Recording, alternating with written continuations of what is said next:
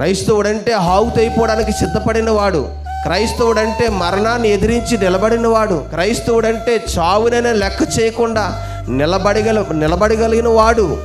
ఒక చట్టం అమలైపోయింది, ఒక చట్టం వచ్చేసింది. అది తెలిసిందంటే తెలిసిపోయింది, మనకు కూడా భవిష్యత్తులో రావచ్చు. వచ్చాయి సువార్త వెళ్ళిన వారు కొట్టేస్తున్నారంట. మనం ఎక్కడ ఆగేమిటి? నో, మనడు కూడా రీసెంట్గా సువార్తకి వెళ్ళి వచ్చాం. అమ్మ ఇప్పుడే చాలా కోపం మీద ఉన్నారు, ఏమవుతుంది ఏంటని కొంతమంది సహోదరులు ఫోన్ చేయడం, అది చేయడం, ఏమైనా అంటారమ్మో, గొడవలు జరుగుతాయేమో. ఎందుకు గొడవలు ఆడతారు? వెళ్ళాం. దేవుని మహాకృపను బట్టి నిజంగా ఆటంకపరిచారు. కానీ విచిత్రం ఏంటంటే వచ్చిన సహోదరులు అడగండి, ఏజెన్సీ సువార్త మొదలు పెట్టినది ఇన్ని 6 సంవత్సరాలు 5 సంవత్సరాలు నాకు గుర్తులేదు, కానీ ఇన్ని సంవత్సరాల కంటే బహు ఘనంగా జరిగాయి మన సువార్త సభలు ఏజెన్సీలో. తెలుసు మీకు, ఒక్కొక్క సభకు 300-500 మంది. మేము పట్టుకెళ్ళిన భోజన పెట్టలు లెక్క ఎలాగంటే 900 ప్లేట్లు అయ్యాయి. ఇంత ఘనంగా ఇప్పుడు జరగలేదండి.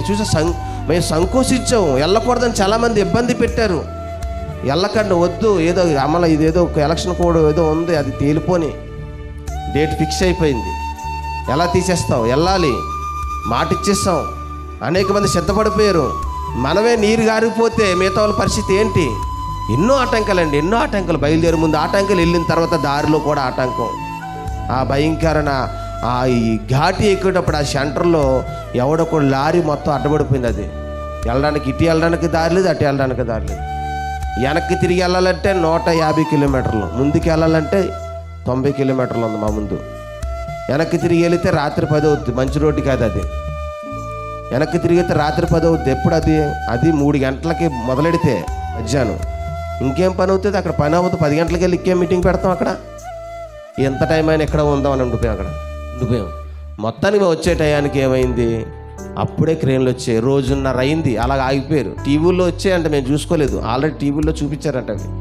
అందుకే చాలా బళ్ళు రాలేదు, అటువైపు ఆగిపోయింది. మేము వచ్చిన టైంకి 1:30 నుంచి అక్కడ ఉన్నారు, అలోమని ఏడుస్తున్నారు. నీళ్ళు లేవు, ఏ దుకాణంలో ఉంటాయండి? ఘాటి మీద అడవిలో ఎవడో ఏదో బాబు వస్తే అడి ఇస్తే నీళ్ళు తాగడం. చివరికి ఆ పోలీసు వారు 4 బాటిల్ ఇచ్చారు మాకు నీళ్ళు తాగు. మేము వచ్చిన టైంకి క్రేన్లు వచ్చి చక్క 2 గంటల్లో మొత్తం తీసి పడేసి ముందు మమ్మల్నే పంపించచ్చు. దేవుని కృప, దేవుని తోడు చూశారు ఎంత గొప్పగా ఉందో. చివరికి టైము 4 అయింది అనుకుంటా. 4 అయిందా? టైం 4 అయిపోయిందండి.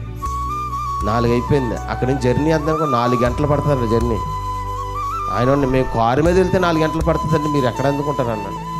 వెంటనే దేవుడు మహాకృప చూపించి వెంటనే ఆ బండి తీయించి ముందు అవతల పక్కల వెహికల్స్ రానకుండా ముందు మా వెహికల్స్నే పంపించాడు సీఏ గారు. మీరు వెళ్ళండి అని. చాలా ఆశ్చర్యసిందండి. దేవుని కార్యాలు కొన్ని చూడాలి, అనుభవించాలి, అలాంటివి జరిగిస్తున్నాడు దేవుడు. అవతల నుంచి సీఏ గారు ఎప్పుడైతే వచ్చాడో అక్కడ వెహికల్స్ అన్నీ అవతల నుంచి తీయించుకొచ్చి వచ్చాడు. 1:30 అంటే ఎలా ఉంటుంది ట్రాఫిక్ చెప్పండి? గంట ఆగితేనే ఆవిడకి కదలడానికి సాయంత్రం పడుతుంది క్లియర్ చేయడానికి. 1:30 నుంచి ఉండిపోయారు. అవతల నుంచి సీఏ గారు వచ్చారు కనుక ముందు వెహికల్స్ అన్నీ ఖాళీ చేశాడు. ఎక్కడో టోల్గేట్ దగ్గర బళ్ళన్నీ ఆపేశాడండి, చెక్ పోస్ట్ దగ్గర రానివ్వలేదు. ఇక మేము వెళ్తే రాజమార్గంలా ఉందండి. ఎంత ఖాళీ ఉందంటే రాజమార్గంలా వెళ్ళిపోయామండి. వెంటనే 2 ఆటోలు వదిలేయటం, మనకున్నటువంటి బొలోరో పెద్ద వెహికల్లో వెంటనే మొత్తం అన్నీ మన దగ్గర ఉన్నాయి కనుక వెళ్ళిపోవటం. సుమారు 7 గంటలకల్లా అక్కడ చేరుకున్నాం. అక్కడ ప్రకటన చేసేసాడు పాస్టర్ గారు, రాత్రికి భోజనాలు ఉన్నాయి, మీరు అందరూ వచ్చేయాలి, మీటింగ్ ఉందని చెప్పి ప్రకటన చేశాడు. మరలా ఇంటింటికి ఎక్కడ తిరగలరండి లేదని చెప్పడానికి ప్రకటన చేసింది. మళ్ళీ ఇంటింటికి ఎక్కడ తిరగలడా సేవకుడు?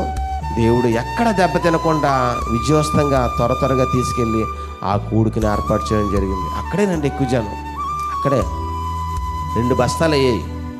అంత తొందరగా అన్ని పనులు కూడా చకచక జరిగిపోయి మన పక్షాన నిలబడతాడు దేవుడు. మనం నిలబడితే మనం అవిశ్వాసిగా కోల్పోయి మూల పడిపోతే నీ వెనకాల రాడగాని దేవుడు నీ విశ్వాస వీరుడుగా నిలబడితే నీ పక్షానే ఉంటాడు దేవుడు.